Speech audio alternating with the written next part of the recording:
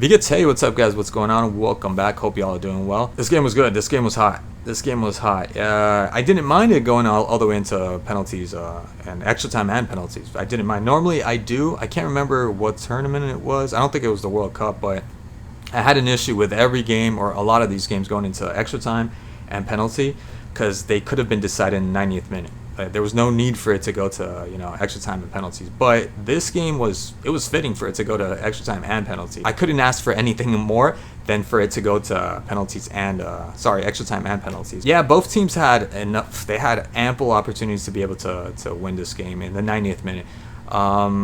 If I had to be honest, Spain had the clear of the chances. They created a little bit more chances, but they definitely had the clear of the chances to be able to win this game. Croatia also, they had enough chances to be able to also win this game easily, comfortably, you can say.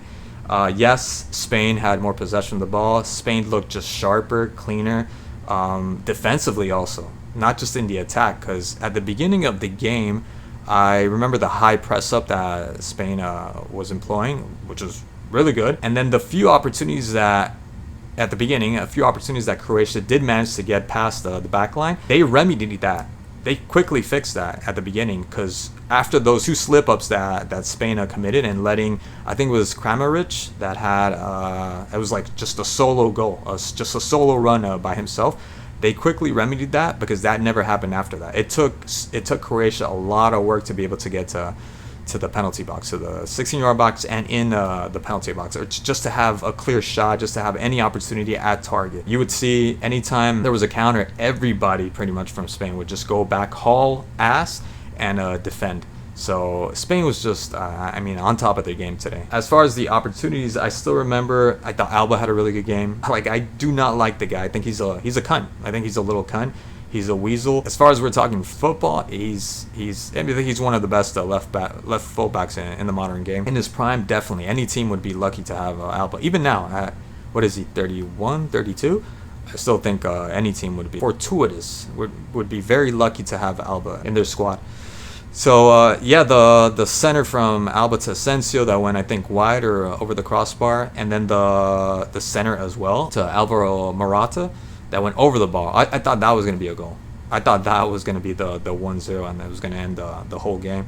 And just the way he's able to beat his marker, and the centers, the quality centers. That's what I love about, I can't believe I'm saying, but yeah, I really, really like the centers from Alba. They're just perfect. They're just perfect. There's no flaw in his centers. And then also the opportunity from Dani Olmos towards the end, where he had enough space, had a lot of time, and ended up shooting it over the top. I thought that was going to be also the end of the game with the goal. I thought that was going to be a goal. They created so many opportunities. And then on the other side for Croatia had also a lot of opportunities. Two headers, although they didn't pose that much of a threat to Spain from Perisic, the cross from Modric. But then they had the one I remember, the Brozovic, the one that was very clear that he beat Navas down the line, and ended up drawing the ball back, and there was absolutely nobody. The ball just pretty much just walked its way into the penalty box, and nobody was there. I was thinking if Modric was there, if Kovacic was there, that would have gone in. That definitely would have gotten in. So there were a lot of Meyer also had an opportunity, and a really good tackle by Nacho that came in as a substitute. So there was a lot of opportunities. Man, I couldn't keep count of how many opportunities both teams had. And the penalties, it isn't luck, but it also could be. It could also boil down to just dumb luck. But Spain just looked sharper. They just looked sharper. Speaking of Meyer, he was the one that missed the first penalty. Really good save also, because you had a really good goalkeeper, Unai Simon. I can't remember if he's like a specialist, if he's known for blocking penalties.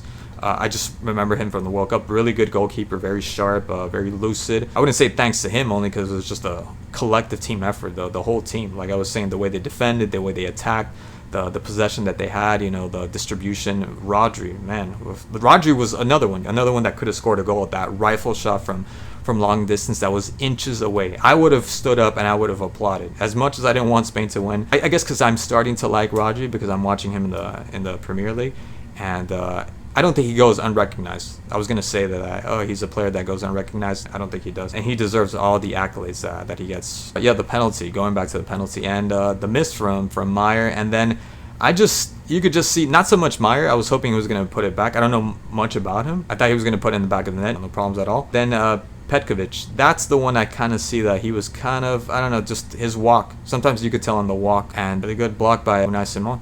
And Carvajal. All Carvajal had to do was pretty much just toe it in. You know, he had really nothing to lose. And even if he would have missed it, I think that the next one that would have kicked for Croatia was going to miss it. It wasn't Croatia's night, unfortunately. It wasn't Croatia's night. Now I want to talk about Gavi. Gavi should have gone off, man, the first half, at the end of the first half, or for the second half. They should have made a substitution. I've seen Gavi so far, so I can't say I'm an expert, right? This is just my opinion, so, you know, take it for what it is. I don't see anything that makes this guy stand out, except that he's 18 and you got to give him time. That's the only argument I could see being used. Because, and I'm not even talking about, because I've seen him in Barcelona play a couple of games, and then the Euros, mostly in Barcelona, and I don't see it.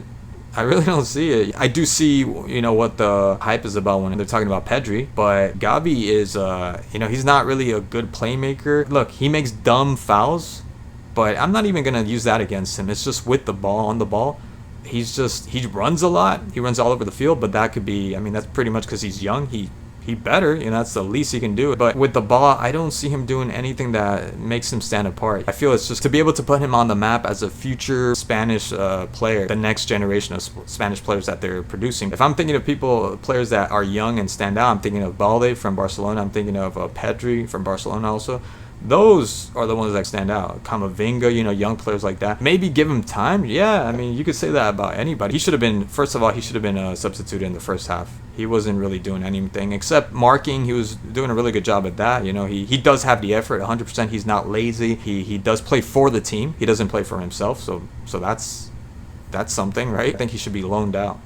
Yeah, I don't know. That's just my opinion with Gavi. The one that definitely shouldn't be there is Fabian Ruiz. I do not get that. Anytime I would see him play for PSG, what's going on? I get that he had a good campaign with Sevilla. They won the Europa. I'm sure it was the last one. That's the only reason why I'm thinking PSG signed a player like that. Even in this game, he was making a lot of slip-ups. He was giving the ball away. I don't know why you're calling him up for the national team and why he's in a club like PSG, but that's just my opinion. But yeah, that's it. It was a really good game. As much as I didn't want Spain to win, credit, congratulations to Spain. We'll see what this does for the Euros. We'll see what this does for the World Cup. I still want to see a good squad when they go out to play. I don't want, you know, if France is playing against Spain, I want to be hyped up because I know Spain's gonna have a good team and they're gonna play a good game. Should be interesting because they have a lot of young players, and I know I missed out on, for instance, Jeremy. I haven't seen him that much. I just discovered him in this cup. The game that I was trying to watch against Italy, that I just couldn't watch. I just got bored. I saw him and I really enjoyed watching him play. So yeah, it should be interesting. Anyways, guys, thank you so much for watching. As always, I really appreciate it. Like I said in my prior video, from the bottom of my heart, thank you so much. I'm really getting a knack for making these videos. The few of you that enjoy these videos, stay tuned for future videos as always, and I'll catch you in the next match. Tschüss.